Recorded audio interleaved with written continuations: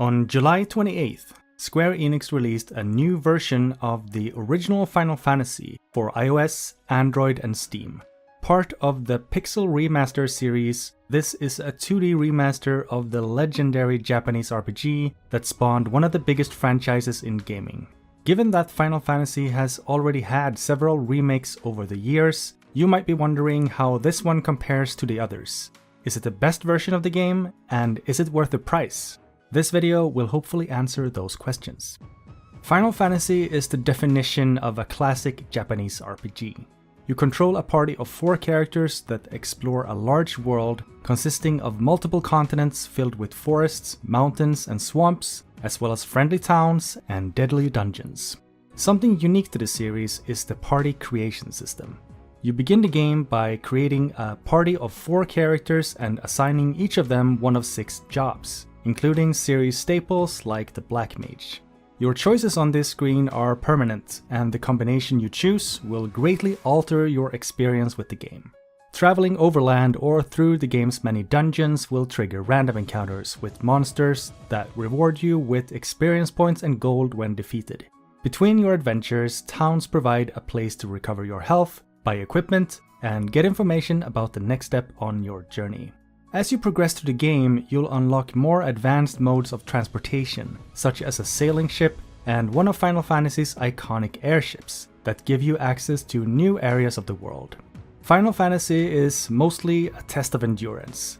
The dungeons are labyrinths filled with monsters and treasure, and lack any sort of puzzles, cutscenes, or set pieces to break up the monotony.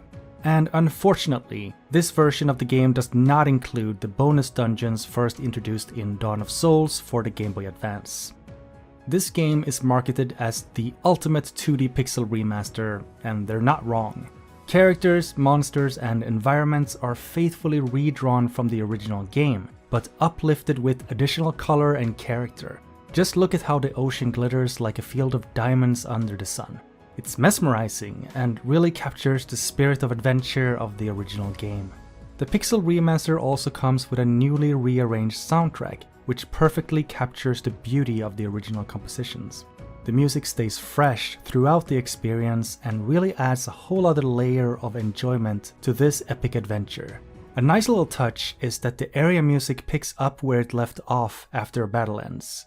Given how frequent random encounters are in this game, it's a big relief not to have to listen to the same 5 to 10 second intro over and over. Most of the game is spent in combat. Final Fantasy uses a pure turn-based system where you give commands to all 4 heroes before the start of each round, but there isn't a lot of strategic depth to the combat.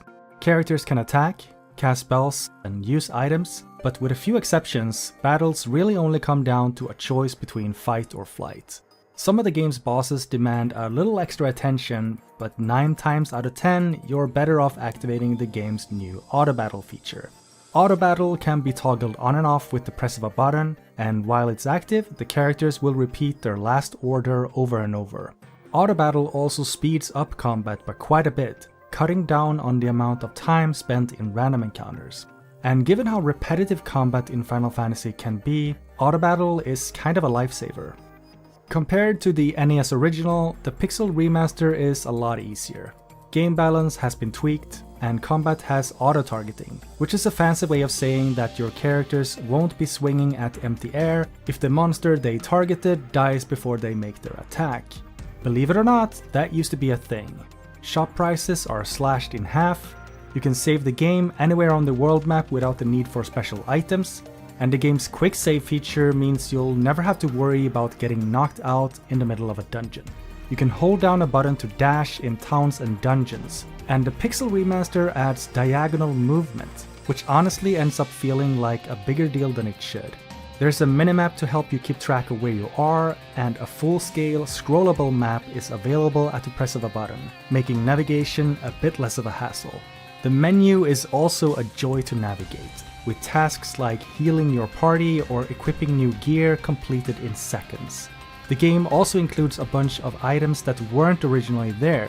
Phoenix Down provides an alternative method of resurrection other than the White Mage's life spell, and the addition of ethers makes it possible to restock your spell points in the middle of a dungeon, making magic so much more viable.